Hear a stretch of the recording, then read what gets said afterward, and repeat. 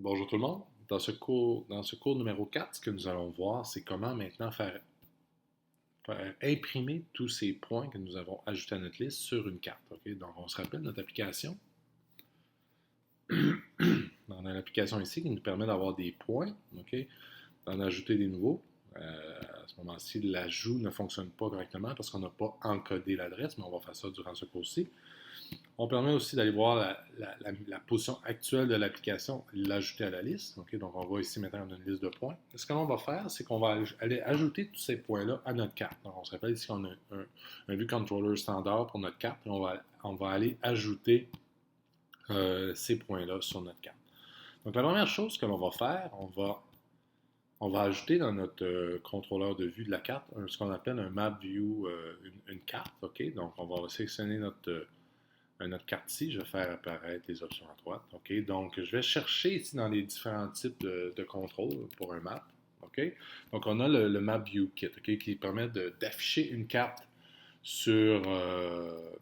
dans notre application. Donc, je vais emmener celle-ci sur mon contrôleur. OK? Donc, je vais juste la centrer. Parfait. Donc, je vais la mettre ici en plein milieu. Parfait. Donc, la carte est centrée ici. Donc, j'ai ajouté ce que l'on appelle un MK-MapView qui va me permettre, qui est une composante qui est fournie par Apple, qui nous permet d'ajouter une carte à notre application. OK? Donc, je peux tester. Je ne sais pas ce que ça va donner. Probablement que ça va donner une carte vide lorsque je vais démarrer l'application. OK? Donc, je suis devant la carte. Oh, non, ça ne fonctionne pas parce qu'elle n'est pas liée à rien. OK? Donc, je vais devoir aller la lier.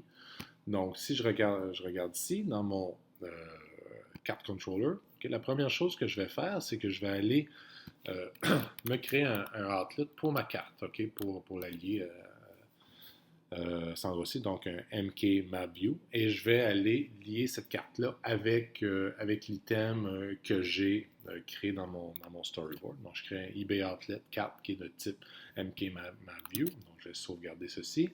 Je vais retourner dans mon storyboard. Okay, on se rappelle, c'est toujours le même principe. Okay, donc, on choisit l'élément que l'on veut. Okay, donc, ici, c'est mon contrôleur carte. Je viens ici dans l'option pour lier. Et je vois ici que le outlet que j'ai créé, je peux maintenant le lier avec ma carte. Comme ça. Donc, ça devrait, maintenant, lorsque j'essaie de rouler l'application, ça devrait fonctionner. Ça devrait être lié. Donc, on voit maintenant qu'on a une carte qui apparaît. OK, c'est centré probablement sur le centre des États-Unis. Donc, la carte apparaît. Donc, on a tous les contrôles que l'on pourrait avoir sur une carte standard. Donc, on n'a pas besoin de faire aucune programmation ici. Donc, je peux, par exemple, venir ici sur Ottawa. Je peux aller, par exemple, je peux centrer la carte, la zoomer sur Ottawa. Et puis, lorsque je change d'onglet, OK, la carte reste en arrière-plan, elle reste zoomée. Donc ça fonctionne très bien. Donc, c'est une programmation qu'on n'a pas besoin de faire, qui nous est fournie par iOS. Donc, ce que l'on va faire maintenant, c'est qu'on va aller commencer à ajouter des éléments à notre carte. Donc, je vais fermer ceci,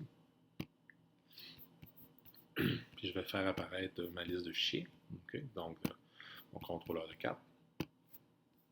Donc, la première chose que l'on veut, c'est de centrer, ça va être de centrer la carte sur une section en particulier. Parce qu'on veut, par exemple, nous commencer en plein centre d'Ottawa. Parce qu'on, par exemple, on peut assumer que la carte va représenter la région d'Ottawa, par exemple. Donc, ce que j'ai fait, c'est que je me suis créé une variable ici qui contient la position initiale. Donc, la position initiale, ce que je vais faire, c'est que je vais aller extraire la position initiale du Parlement. Donc, on se rappelle dans notre modèle.swift, j'ai une constante ici qui est le Parlement, qui est notre premier item, qui contient une latitude de 45 et une longitude de 25, et que cet item-là est toujours ajouté par défaut au début de notre liste. Okay? Donc, ce que je vais faire, c'est que je vais décider dans mon application que la carte serait toujours centrée sur le premier élément de ma liste, que je sais il sera toujours là parce qu'il est ajouté par le constructeur. Donc, ce que je fais dans mon contrôleur de carte, c'est que je crée une position initiale. Et ce que je fais pour cette position-là, c'est que pour la latitude et la longitude, je vais juste aller chercher la latitude et la longitude du premier point dans mon modèle qui se trouve être le point du Parlement canadien. Donc, j'extrais les coordonnées du Parlement canadien et je les mets dans cette position-là. Et je vais aussi me mettre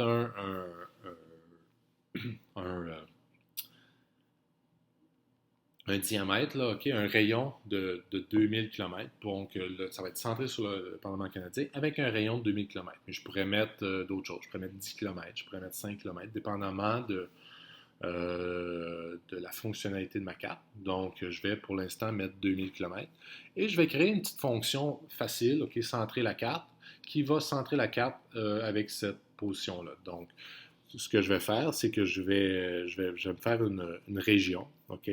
Donc, ce que je vais faire, c'est que je vais utiliser l'utilitaire mk coordinate region make with distance, OK? Donc, je fais une région centrée sur les coordonnées de mon objet location qui est ici, OK? Qui va contenir initial location. Donc, ça va être centré sur ce parlement avec et je vais mettre une largeur de 2 fois le rayon et une hauteur de 2 fois le rayon, ainsi de suite. Et je vais décider que ma carte, okay, qui est mon objet ici, je vais dire que la région, ça va être égal à ce que je viens de créer ici. Donc, ça va être centré sur le Parlement et que ça va avoir une hauteur et une largeur de 2 fois mon rayon. Donc, maintenant, ce que je peux faire, je peux venir ici, dans mon constructeur, je vais appeler cette fonction-là pour centrer la carte automatiquement sur cette région-là. Donc, je vais rouler l'application pour tester ça. Donc, on voit maintenant, la carte devrait être centrée directement sur le Parlement et devrait avoir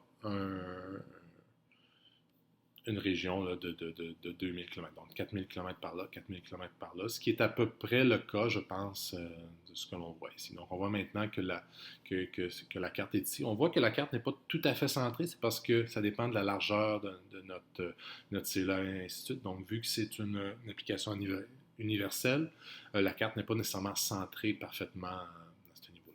On peut faire des tests, par exemple, si on voulait avoir la carte qui contient, par exemple, 20 km de chaque côté du Parlement. Donc, je peux le changer ici pour 20 fois 1000. J'ai décidé de mettre 20 fois 1000 juste parce que c'est plus facile à lire pour quelqu'un qui lirait mon code par la suite. Donc, on voit maintenant la carte devrait être centrée sur le Parlement avec 20 km.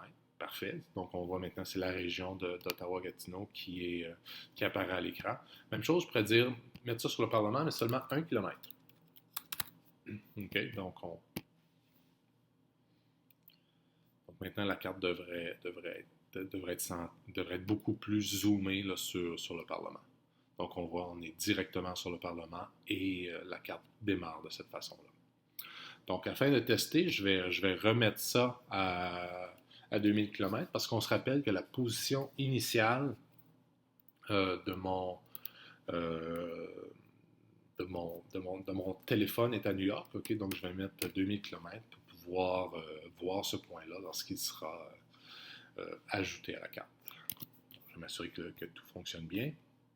Donc, on devrait avoir New York sur la carte lorsque le téléphone intelligent apparaît. Parfait. Donc, on a New York, on a Ottawa. Donc, lorsque je vais commencer à ajouter les points, je devrais les voir apparaître.